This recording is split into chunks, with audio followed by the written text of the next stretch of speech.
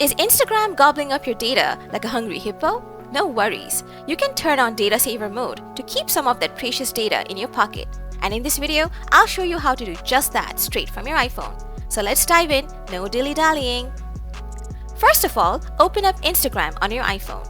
Then tap on your profile icon from the bottom bar. Next, tap the hamburger menu icon from the upper right corner of the screen. And select Settings and Privacy from here. Now, scroll down and find Media Quality. Then, tap on it. Now, just toggle on Use Less Cellular Data. From now on, Instagram will use less data by displaying compressed images and videos. So that's how you enable Data Saver mode in Instagram on your iPhone. If you found the video helpful, go ahead and give that like button a little tap. And if you're hungry for more Instagram tips and tricks, hit that subscribe button because we have got plenty more where that came from.